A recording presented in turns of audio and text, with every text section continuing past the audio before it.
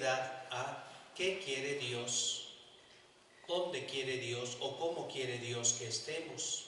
Por tanto, más énfasis al pensar o juzgar. Y en la asamblea por zonas que estamos viviendo, se trata de recoger rápidamente el ver cómo estamos, mirar, así sea de forma sintética, qué quiere Dios, pero el énfasis ponerlo en qué vamos a hacer. Es decir, tomar las decisiones, los acuerdos a nivel parroquia, a nivel decanato, a nivel zona. ¿Qué vamos a hacer para ser esos agentes de pastoral que Dios quiere? Bien, entonces esta intervención que tengo es para hacer una síntesis de las dos ponencias que fueron presentadas el día 16 y que se diseñaron para hacer dos ponencias de iluminación doctrinal. Una nos la brindó el padre Carlos Escandón, un sacerdote jesuita, y tituló su ponencia así: Los fundamentos religiosos y los desafíos de la sociedad para los agentes de pastoral. Y la segunda ponencia nos la dio un laico suizo, doctor también en filosofía y teología, el doctor Matías Nebel, y tituló su intervención Carismas y Ministerios, su pluralidad y unidad. Mediante la primera intervención se pretendía, y sí se logró desde luego, contemplar algunos aspectos fundamentales para todos los agentes de pastoral, seamos ministros ordenados, seamos laicos o religiosos, algo que sea común. Esos fueron los énfasis del doctor, el padre Carlos Escandón.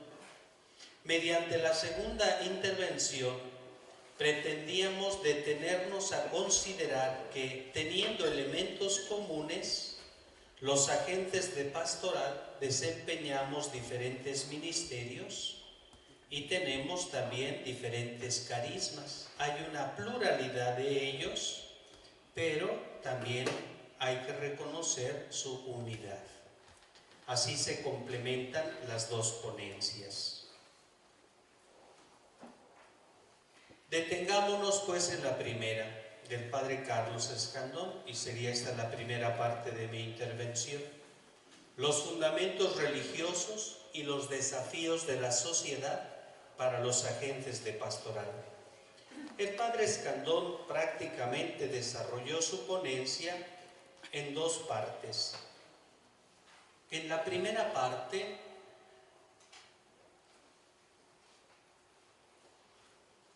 desarrolló los fundamentos religiosos de los agentes de pastoral y después, en un segundo momento, comentó algunos desafíos que la sociedad actual está planteándonos como agentes de pastoral.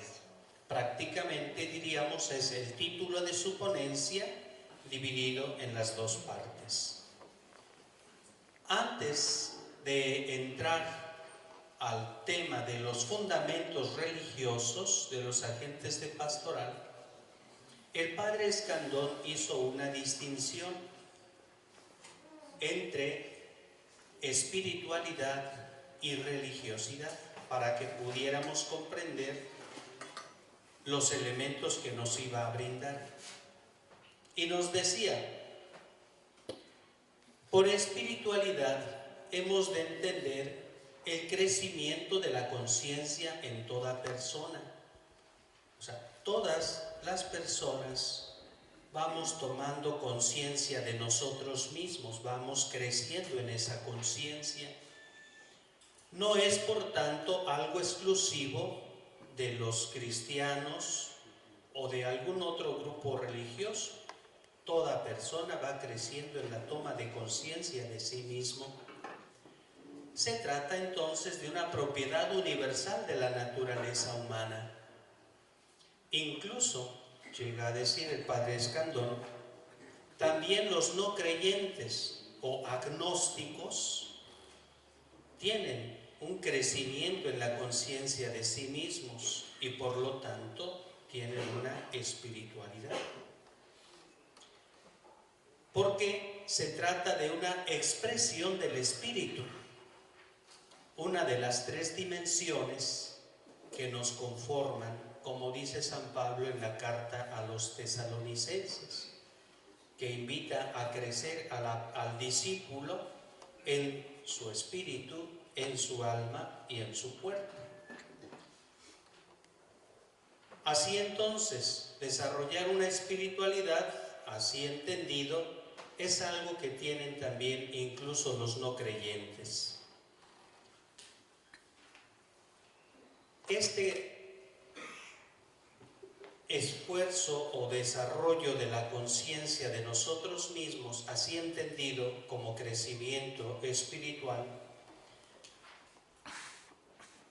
es asumido, decía el padre Escandón, por los padres de la Iglesia, tanto de Oriente como de Occidente,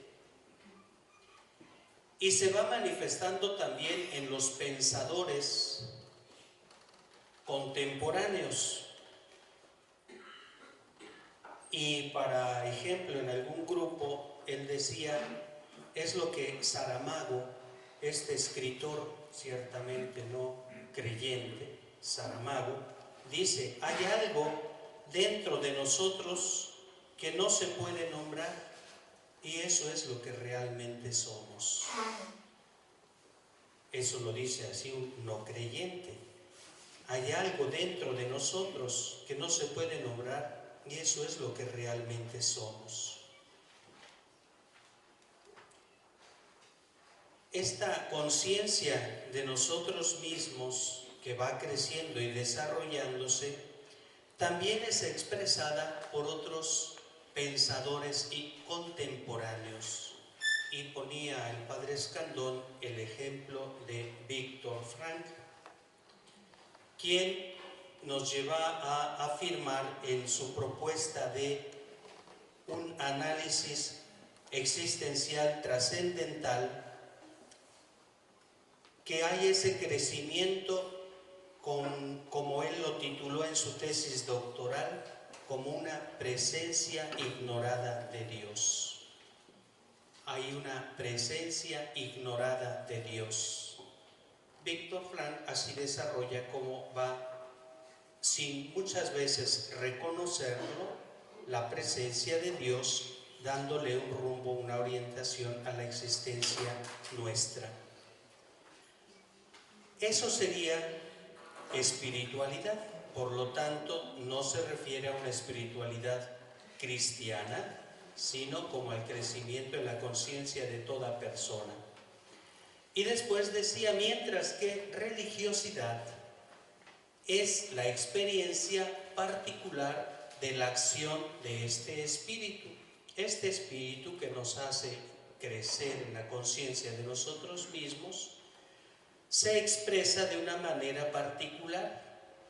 Esta es inspirada y guiada por las creencias y los valores de una religión determinada. Y entonces sí podemos hablar de una religiosidad cristiana, una religiosidad de otra inspiración religiosa. Toda religiosidad, que es esa expresión de creencias y valores desde una religión determinada, se expresa en una cultura, en un tiempo y en un espacio, y va adquiriendo una propia simbología.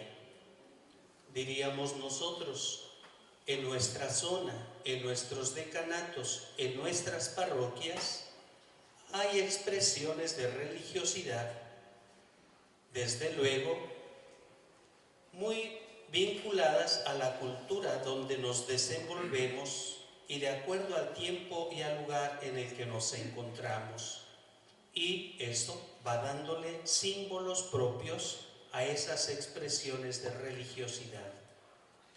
En el grupo de San Martín se decía, escuchaba aquí en el plenario, que una de las grandes riquezas es precisamente esta religiosidad de nuestra gente. Hecha esta distinción, el doctor Escandón nos dice, bueno, no vamos a hablar de la espiritualidad en general, vamos a centrarnos en los fundamentos religiosos, es decir, esos fundamentos que ya están determinados por unos valores de una propuesta de religión. En nuestro caso, de nuestra fe en Jesucristo. Y nos propuso un fundamento bíblico y un fundamento de la tradición y magisterio de la Iglesia.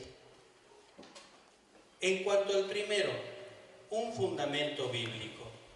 Habría muchos, pero bueno, él quiso destacar esto y es muy importante, como ya lo tenemos claro, y es importante recordarlo con frecuencia. Todo agente de pastoral debe tener claro y siempre presente que es un enviado. No hacemos la pastoral porque se nos antoja a nosotros, se nos ocurre a nosotros, ¿no? Todo agente de pastoral debe reconocerse y tener clara conciencia de que es un enviado. Si perdemos de vista eso, corremos el riesgo de anunciarnos a nosotros mismos, nuestros intereses, nuestros criterios, nuestros valores, lo que consideramos importante solo nosotros. Si nos reconocemos enviados, sabemos que el mensaje no es nuestro. Los grandes profetas siempre tuvieron conciencia de ser enviados. Desde Moisés hasta Juan el Bautista, todos tenían claro que hablaban en nombre de, enviados por, con un mensaje que no era de ellos. Incluso en la Sagrada Escritura, en los profetas continuamente se terminan así los discursos. Así ha hablado Yahvé, esto ha dicho el Señor. El profeta tiene conciencia clara de que no es él ni su mensaje, sino del que lo envía. Todo agente de pastoral es un enviado. Como tu Padre me has enviado al mundo, así yo también los he enviado al mundo. Juan capítulo 17. Más aún, nuestro modelo, Jesucristo, también es enviado por el Padre y no hace sino cumplir la voluntad del Padre. Porque es la voluntad de mi Padre que me envió, que todo el que vea al Hijo y crea en Él tenga vida eterna y que yo lo resucite el último día. Juan 6:40. Jesús mismo tiene conciencia de ser enviado, de no hacer otra cosa sino la voluntad del Padre.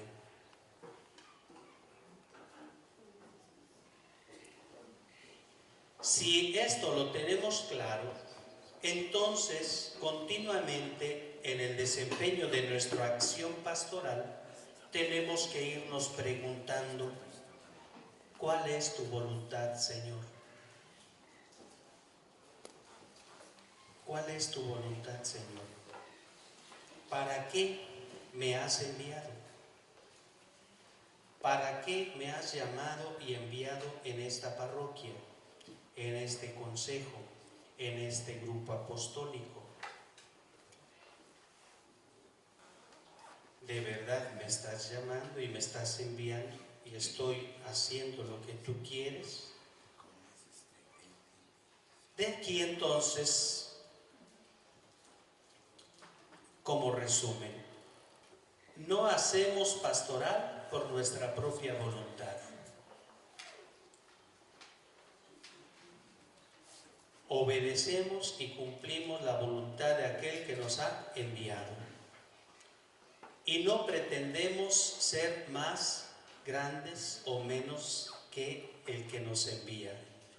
Si a mí me han perseguido, a ustedes también. Jesucristo mismo, nuestro modelo, es el enviado. Los profetas tienen conciencia de ser enviados en nombre de Dios. No perdamos de vista que nosotros somos enviados. De este principio básico de la Sagrada Escritura, el Padre Escandón nos llevó a entonces sacar al menos dos consecuencias. Primera, la necesidad de la oración contemplativa. Y segunda, la necesidad del discernimiento espiritual. Si yo no soy agente de pastoral, porque a mí se me ocurre, sino que es el Señor que me envía, tengo que buscar no solo rezar, sino oración contemplativa. Estar con aquel que me llama y me envía. Conocer lo que Él quiere de mí en concreto en esta situación. Decía el Padre Escandón, es importante, como Moisés, ir más allá del desierto y plantarlos delante de esa zarza que arde sin consumirse, que fue la experiencia de Moisés. ¿Qué quieres, Señor, que yo haga? ¿Quién eres tú? Oración contemplativa. Más aún, Jesús mismo es nuestro modelo, nuestro ejemplo. Ante eventos o momentos fuertes de su acción redentora, buscaba tiempos para la oración y continuamente se separaba de los demás para estar dialogando con el Padre. No se entiende un agente de pastoral que diga, soy enviado por el Señor, si no vive en serio esta oración contemplativa. Esa sería la primera consecuencia. Segunda consecuencia, la necesidad del discernimiento espiritual. Debo discernir qué es lo que quiere este que me envía. Debo discernir las circunstancias históricas en medio de las cuales soy enviado. El Concilio Vaticano II nos ha llamado a hacer continuamente discernimiento espiritual. Porque el mensaje de Jesús, el ejercicio de la acción salvadora de Jesucristo que vamos haciendo mediante nuestra acción pastoral, se desarrolla en medio de la historia. Y por eso tenemos que en la historia concreta que vivimos discernir qué quiere el Señor. Señalaban hace un momento el asunto de un decanato en donde se siente muchísimo la presencia de estos grupos delincuenciales a través de huachicol y puntos anexos. ¿Qué quiere, Señor, de esta situación? ¿Y qué quieres que yo haga en esta situación? No qué se me ocurre a mí, sino qué se te ocurre a ti. Y yo quiero estar atento para escucharlo, entenderlo, discernirlo. Bien, esto es de manera así sintética lo que el Padre Escandón nos presentó en su primera parte, en cuanto a un fundamento bíblico. Después nos llevó a detenernos a considerar también un fundamento general de la tradición de la Iglesia y del magisterio, para después, en algunos grupos, destacó la peculiaridad de cada vocación específica. ¿Cuál es este principio fundamental desde la tradición de la Iglesia, el magisterio de la Iglesia? Es este: el Espíritu Santo, prometido por Jesucristo, ha estado, está y estará en la comunidad cristiana. Ese es el principio fundamental. Y es este espíritu el que se va expresando a través de la tradición de la Iglesia y la enseñanza de su magisterio. Así, el magisterio de la Iglesia es quien transmite esa buena nueva que los primeros apóstoles tuvieron.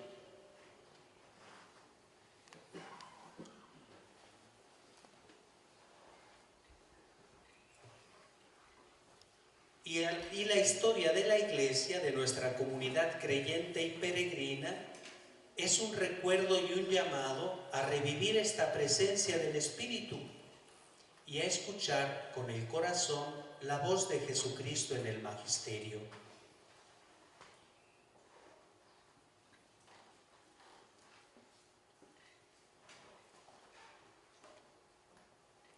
El Padre Escandón nos llevaba desde los orígenes de la Sagrada Escritura y nos decía que así se entiende esa experiencia de los primeros discípulos en Jerusalén, en su primer concilio, allá en el capítulo 15 del libro de los Hechos de los Apóstoles. Tenían que discernir juntos qué seguía cuando el mensaje de Jesús tenía que abrirse a otros pueblos, ya no solo el pueblo judío.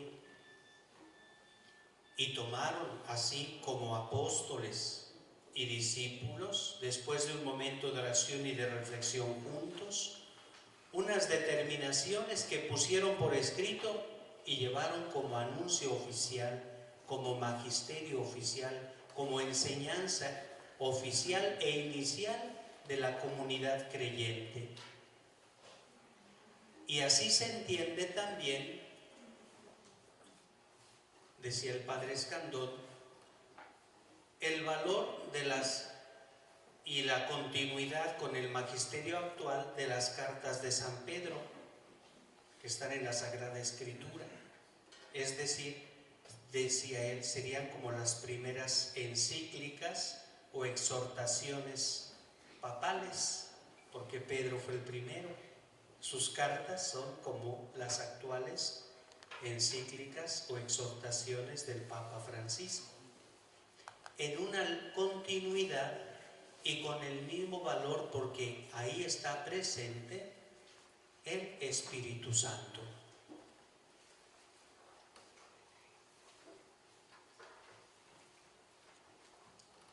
Tener entonces presentes que estamos en una iglesia que se ha equiparado a una barca en el mar, en donde muchas veces en el mar de la historia hay dificultades, hay sombras, pero el Espíritu nunca nos abandona y siempre nos va inspirando y fortaleciendo para iluminar esas sombras y enfrentar esas dificultades.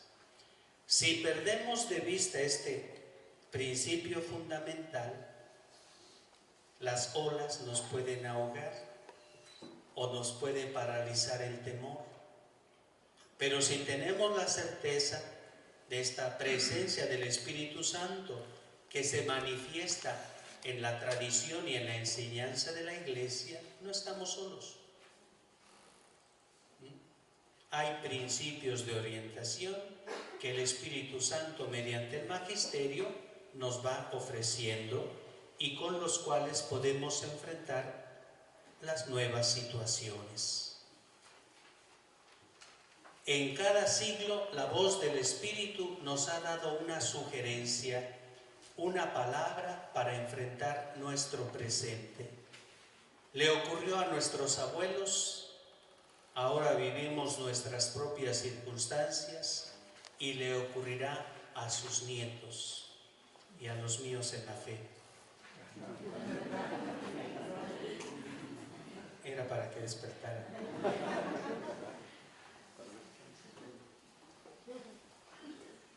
A partir de ese principio básico, fundamental, que no hay que perder nunca de vista, el Padre Escandón nos exhortó a reconocer 3 regalos del Espíritu Santo para la Iglesia en nuestro tiempo. El Concilio Vaticano II, que está vigente y hemos celebrado apenas sus 52 años. Para muchos jóvenes dice, ya está viejo. Para las cosas de la Iglesia un concilio es muy joven y todavía hay que conocerlo. Es un regalo que todavía no siempre hemos abierto. Es más, a veces ni sabemos que nos lo han dado. Y nos invitó a retomar también como un gran regalo del Espíritu Santo el documento de Aparecida y particularmente la exhortación apostólica del Papa Francisco, Evangelii Gaudium.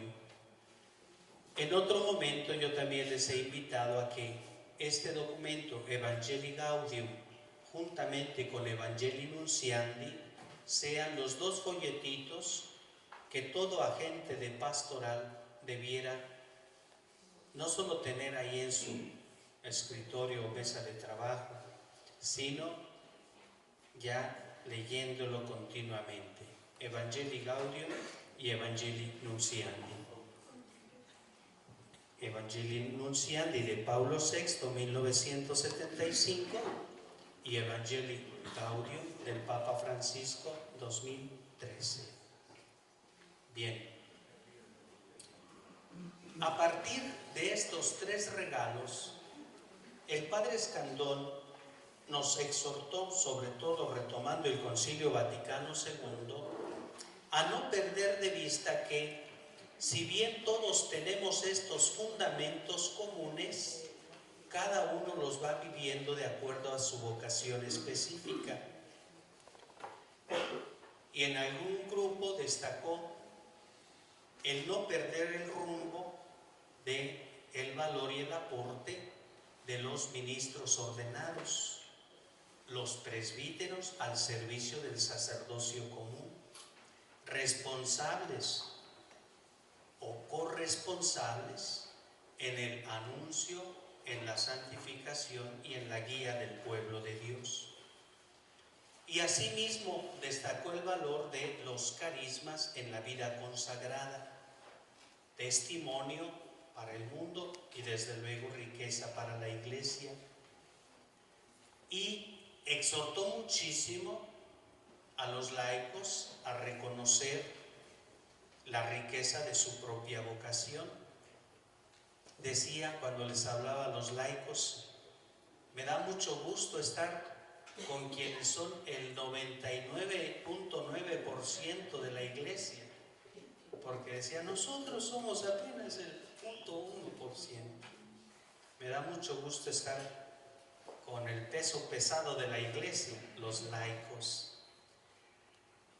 Y les recordaba que, todo derivado de las enseñanzas del concilio, qué importante retomar esa iluminación que se nos ha dado de parte del Espíritu Santo para volver a recuperar el gran valor y la riqueza del bautismo y la confirmación. Como nos decía don Víctor hace un momento, no solo colaboradores así como algo externo, sino desde esta real transformación que se ha dado en ustedes por el bautismo y la confirmación, un llamado y un envío a la obra evangelizadora. Y entonces, como concluyendo esta parte, decía el Padre Escandón, no perdamos de vista que todos somos enviados, presbíteros, religiosos, religiosas y laicos, todos somos enviados. Y no perdamos de vista que en este llamado y envío todos tenemos una misma vocación. ¿Cuál es nuestra vocación? Ser en Cristo. Ser, vivir, existir en Cristo. Y todos tenemos una misma misión. ¿Cuál es? Anunciar a todo el mundo nuestra experiencia de ser objeto del amor redentor de Jesús. No anunciamos lo que no hemos vivido, lo que no hemos experimentado. Cada uno en la vocación propia ha de hacer esta experiencia de ser en Cristo y reconocerse desde ahí enviado a anunciar esa experiencia a los hermanos. Una misma vocación, una misión. Es lo que Lumen Gentium insiste mucho. Antes de entrar a hablar de las diferentes vocaciones, hablar del pueblo de Dios. Somos el pueblo de Dios. Todavía el lenguaje a veces nos traiciona y a veces decimos, es que nosotros los presbíteros y ustedes el pueblo de Dios. Tache teológico. No, todos somos el pueblo de Dios. Todos somos el pueblo de Dios. Todos tenemos esa común dignidad de ser hijos de Dios por el bautismo. Por tanto, llamados y enviados. Repito, a veces el lenguaje todavía nos sigue traicionando. ¿Qué es lo importante? Decía el Padre Escandón, que siendo diferentes, ministros ordenados, laicos y religiosos, vivamos unidos en el amor. Eso es lo que nos lleva a la verdadera alegría y lo que nos hará alegres evangelizadores o alegres discípulos y misioneros en esta nueva etapa evangelizadora. Hasta ahí la primera parte. ¿Cómo vamos de tiempo? Media. Hasta ahí la primera parte, una síntesis muy apretadita de la ponencia del Padre Carlos Escandón. Vamos, ay, no es cierto, estoy retrasado, vamos más rápido. Apenas la primera parte de la ponencia del Padre Escandón, vamos por la segunda parte, qué despistado. Esto es más sencillito, no menos importante, pero sí más sencillo. Es decir, los agentes de pastoral que somos nosotros y que tenemos este fundamento bíblico, somos enviados. Y que reconocemos este fundamento de la tradición y del magisterio, el Espíritu Santo ha estado, está y estará en esta iglesia y en la voz de su magisterio. Estos agentes de pastoral tenemos que enfrentar nuevos desafíos y hemos de tener conciencia de cuáles son esos nuevos desafíos. Vivimos en medio de un cambio antropológico-cultural, nos recuerda el Papa Francisco. Y dentro de ese cambio antropológico-cultural no hay que perder de vista un gran desafío económico que se nos plantea, los desafíos culturales que están surgiendo en este tiempo, y nos enfatizó particularmente los desafíos en la familia a raíz de Amoris Laetitia del mismo Papa Francisco. Dicho rápidamente, en cuanto al desafío económico, para nadie es noticia que estamos en un tiempo de globalización que ha generado gran desigualdad y, sin afirmarlo y otras veces sin reconocerlo, nos va llevando a una idolatría del dinero. Y con esto retoma toda esta inquietud del Papa Francisco de los hermanos más excluidos, a quienes se les niega una vida digna. Después, entre los desafíos culturales, nosotros no lo sentimos tanto, si en Europa se siente más y en otros continentes la falta de libertad religiosa, pero sí nos va invadiendo un relativismo. Pues, la verdad ya no se acepta como absoluta, cada quien puede tener su verdad Y entonces bajo esa bandera no nos comprometemos y hacemos un respeto falso unos de otros porque no sabemos buscar auténticamente la verdad, sino nos quedamos con unas propuestas personales subjetivas en un relativismo que nos va dominando. Falta una auténtica actitud de verdadera espiritualidad cristiana. El padre Escandón al final enfatizó mucho los desafíos de la familia y nos invitó a hacer una relectura, sobre todo del capítulo 2 de Amoris Laetitia, en donde se hace una descripción precisamente de todos los desafíos que enfrenta la familia. Y es que finalmente ahí se juega la vida de nuestras comunidades, digámoslo con todas sus letras, ¿sí? Lo que hacemos desde los grupos parroquiales y demás, pues es complementario, pero lo fundamental se está jugando ahí en las familias, en la iglesia doméstica. No se puede pretender resolver los grandes problemas de la fe si no es desde esta primera comunidad básica. Bueno, ahora sí, más rápido. El doctor Matías Nebel, dice él, un suizo que cuando le anunciaron o pidió venir a América Latina dijo, un suizo en vías de subdesarrollo. No, pero está muy contento por aquí, Matías. Decía, yo quiero hablarles de los carismas y los ministerios, su pluralidad y su unidad.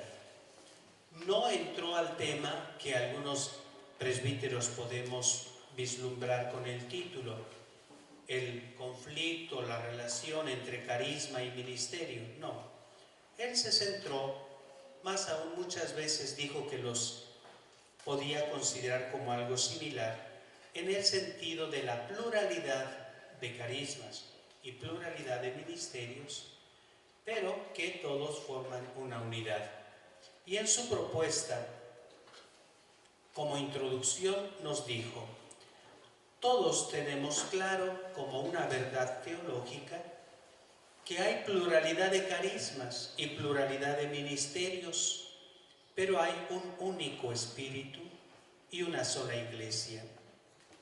Ese es un principio que todos podemos afirmar, declarar, firmar.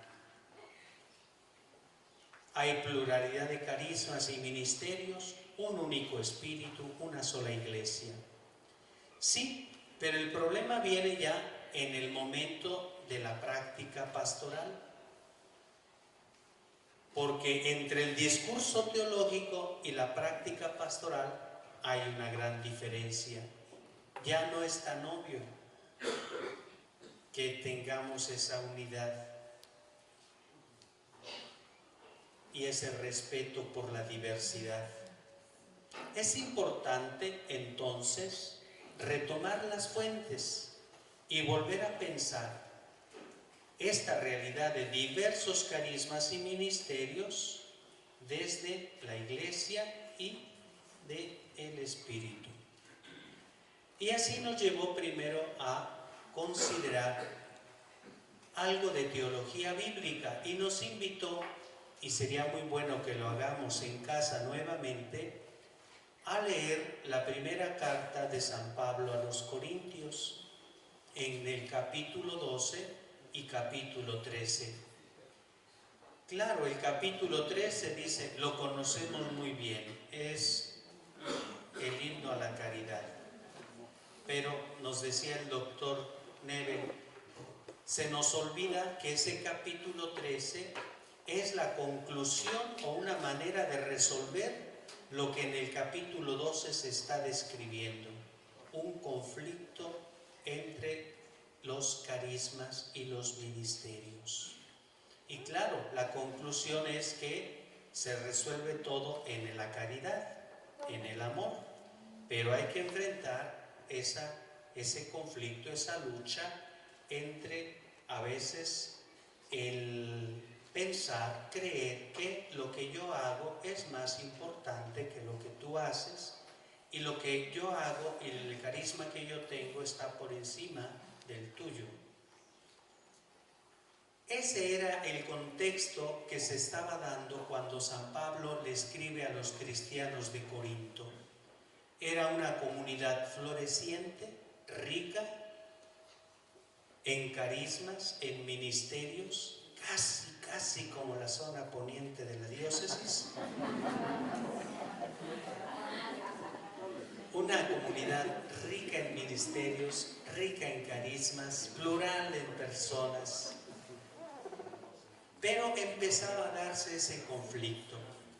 ¿Cuál carisma está por encima del otro? ¿Quién es más, si este ministro o aquel carismático? Y entonces dice, ese era el contexto, y ese es muchas veces el contexto en el que nos movemos. Sí, el himno a la caridad nos lleva a reconocer cómo se resuelve, pero sí nos obliga a pensar en el significado del carisma y del ministerio. No hay que perder de vista que el carisma, como presencia del Espíritu Santo, ese es su verdadero significado. El carisma es un don del Espíritu Santo y es presencia del Espíritu en quien tiene un carisma. Es la fuerza de Dios, la dinamis de Dios que se expresa de una manera u otra en uno de nosotros. Es el Espíritu del resucitado en medio de la comunidad. Así que entonces, todo don, todo carisma se ha de reconocer así, como presencia del Espíritu Santo, fuerza de Dios y Espíritu del resucitado en medio de la comunidad. Todos los carismas son importantes, son valiosos, pero hay que reconocer que ciertamente los carismas son también individualizados, o sea, dados a cada persona según la realidad de cada persona, sin negar la naturaleza de cada persona. Y volví a repetir muchas veces ese principio, ¿verdad? De que la gracia no anula, no niega, no desconoce la naturaleza. Si hay un don especial del Espíritu Santo, un carisma, se da de acuerdo a la realidad que somos como personas. Pero al mismo tiempo que reconocemos que se da un don del Espíritu de forma individual o individualizada, no hay que perder de vista que todos los carismas tienen un solo origen. ¿Cuál es este origen? El único Espíritu Santo. Y no hay que perder de vista que todos los carismas tienen una misma finalidad. ¿Cuál es esta finalidad? El servicio a la comunidad creyente.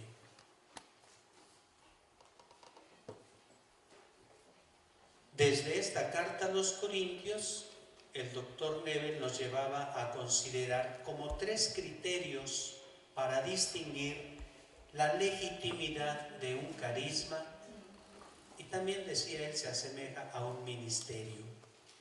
¿Cuáles serían estos criterios? Primero, si ese carisma que dices tener y que expresas, que has sentido, profesa que Jesús es el Señor, no solo con palabras, sino con hechos. Este carisma que dices tener como religioso, sacerdote o laico, porque finalmente los carismas son para todos. Si tienes un carisma, lo primero que tienes que preguntarte es si se está, por medio de él, profesando a Jesús, no solo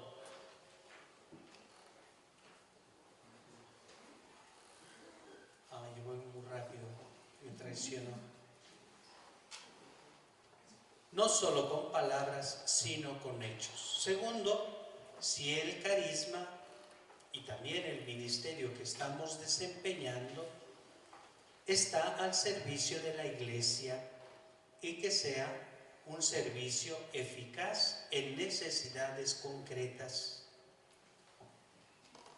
Cuestionaba muchos de los servicios que prestamos en la iglesia, diciendo que muchas veces por estar desvinculados unos de otros, podría hasta dudarse de la legitimidad.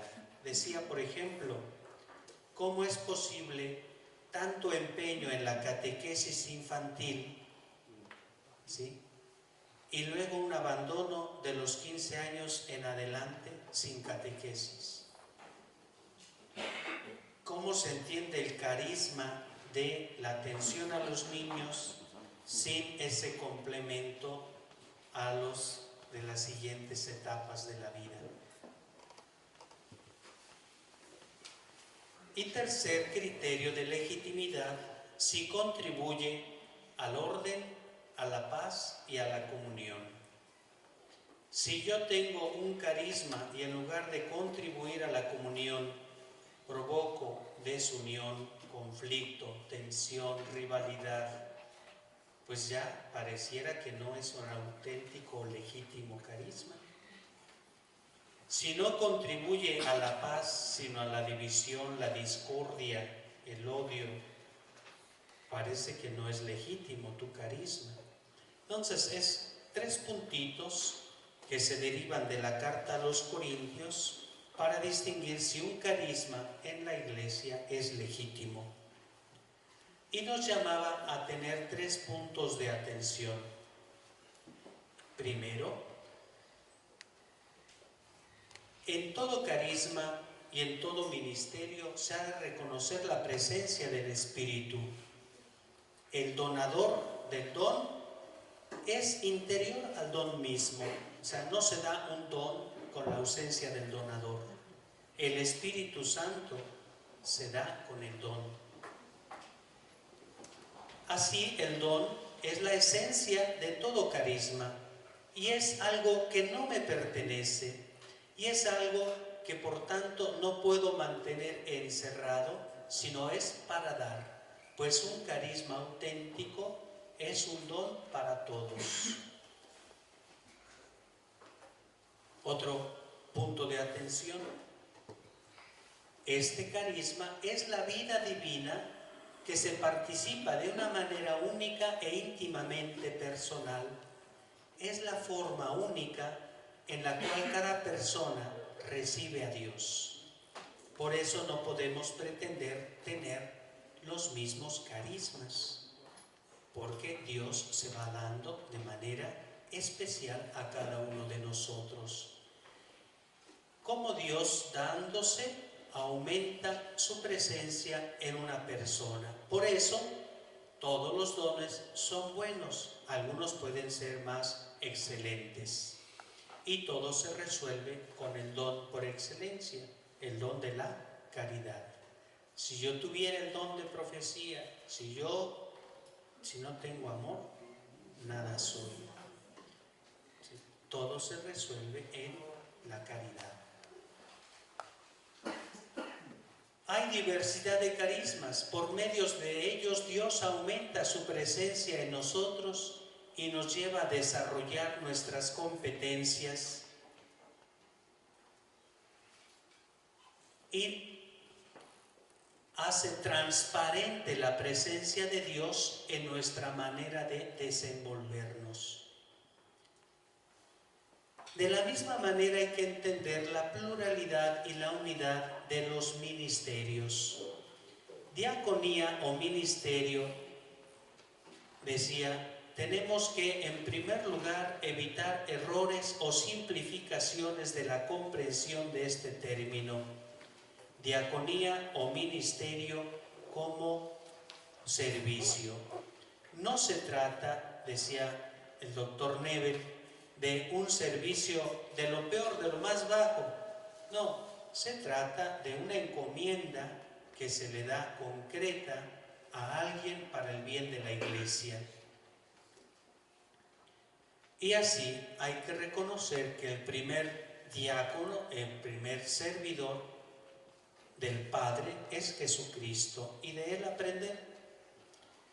San Jerónimo tradujo la palabra diaconía al latín por ministerium, que viene de munus. Munus significa poder o potestad,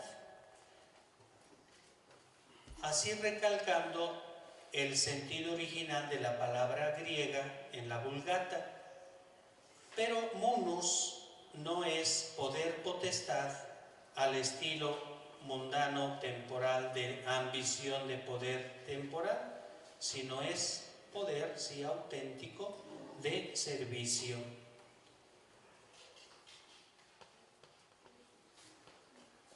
Dos formas equivocadas de vivir los carismas y ministerios. Aquí habemos quienes tenemos un ministerio ordenado. Aquí hay algunos ministros extraordinarios de la Eucaristía, ministerios, o sea,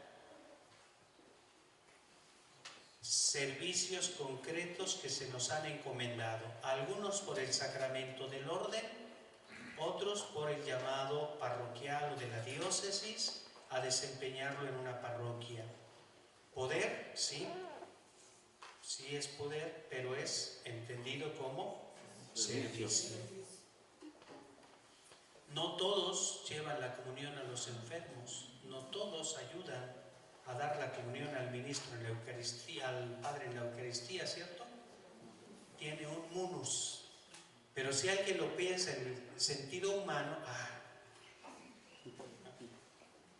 y si alguien lo entiende en su sentido más profundamente cristiano, es para servir, siempre. Una forma equivocada de vivir el ministerio o el carisma es vivirlo como funcionario de Dios. Y otra forma equivocada de vivirlo es vivirlo como iluminados por Dios. El funcionario no se involucra totalmente con su persona, cumple una función. Y muchas veces en el desempeño de las funciones se va desconociendo a la persona. Y alguien que ya hacía una síntesis de esto decía, por ejemplo, un ministro de la Eucaristía que tiene ya 15 años prestando su servicio y llega a su párroco y le dice, pues ya se acabó, ahora va a venir otro. Se le acaba la vida. Porque no se cultivó a la persona, sino la función. Y todo está en función de la función y no de la persona. Son funciones que se desempeñan, pero la persona se involucra, sí, pero no se despersonaliza nunca. ¿Sí? Nunca deja de ser tal o cual persona. O como otro decía, ¿verdad? Que cuando era... ¿Cuál voy a buscar otro ejemplo? No, pues ya me quemé, pues ya. Cuando era el párroco de Huejotzingo, ¿no? ¿Cómo les ponen en las cartas? ¿Cómo le ponen la carta? Muy ilustre señor cura don, ¿no? Muy ilustre señor cura don. Y de repente dejó de ser párroco y ya le llegó nada más Padre Juan Pérez. Y perdió lo ilustre por dejar de ser cura de Huejotzingo, párroco. Muy ilustre señor rector don.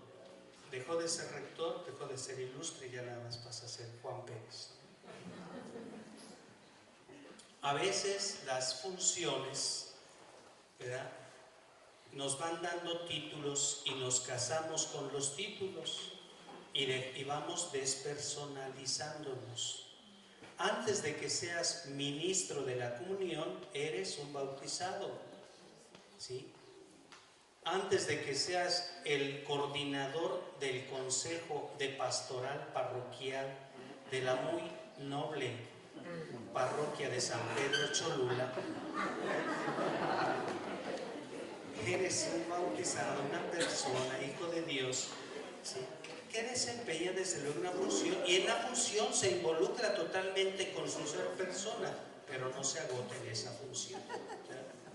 O los iluminados, que porque yo soy muy brillante en esto, atraigo a todos, ¿verdad? Y desaparezco, y esos que estaban siguiendo se desaparecen también, porque están en torno a un iluminado, un carismático. No somos capaces de llevarlos con quien tenemos que llevarlos, ¿no? O bien entonces hacemos nuestro grupito, ¿verdad? Si yo era catequista, era el coordinador de la catequesis, carismático, iluminado, me atraía, y de repente cambia, y entonces ahora, a ver, bajita la mano, me llevo a 5, 6, 8 y pretendo hacer una catequesis infantil paralela, ¿no? Bueno, dos formas equivocadas de vivir los carismas y los ministerios. En conclusión, ni funcionarios ni iluminados, sino santos. Que se transparente el origen y la finalidad del carisma y del ministerio. Es decir, que se transparente que esto viene del Espíritu Santo en su origen, y que se transparente que la finalidad de este carisma y de este ministerio es el servicio a la comunidad creyente. Ni reyes, ni tiranos o caciques, sino pastores, un servicio humilde, a imagen y con los mismos sentimientos de Cristo. Responsables del poder, munus, sí, pero como un servidor fiel a su Señor. Somos enviados, no dueños. Don Víctor también lo enfatizaba en su intervención, en su saludo. El dueño de la viña es el Señor. Un servidor fiel, un fiel servidor de su Señor que da la vida por su rebaño. Y aquí viene con una palabra exótica, el carácter kenótica del servicio, es el carácter de entrega, hasta entregar totalmente la vida por el rebaño. Y así estamos llamados a vivir nuestros carismas y nuestros ministerios como servidores, con un munus, sí, no hay que negarlo, es decir, un poder como servicio al estilo del Señor Jesús, y comprometidos a dar la vida por el rebaño. Esto es teología y espiritualidad, y desde luego tiene sus consecuencias en la pastoral. Integrando y sintetizando las dos ponencias, podría decir en conclusión, los agentes de pastoral que Dios quiere, algunos elementos teológicos y pastorales a destacar. Primero, todo agente de pastoral es un enviado.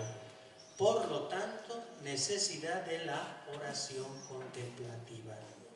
Segundo, los enviados viven su ser y su quehacer en medio de situaciones concretas, en medio de la historia, en medio de desafíos concretos. Por lo tanto, necesidad de discernimiento espiritual.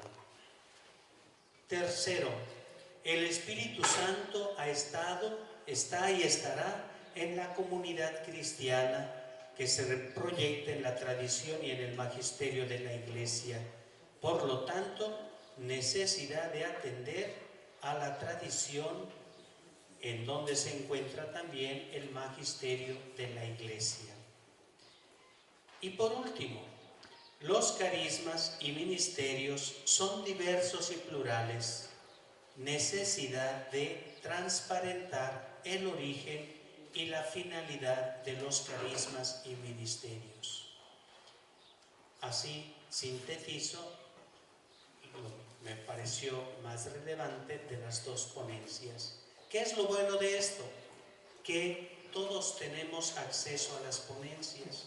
Si ustedes entran en el Facebook, ¿verdad?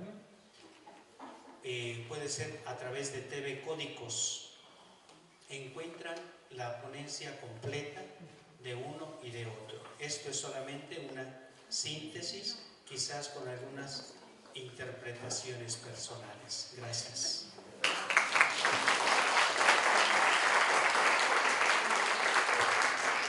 Ilustrísimo vicario de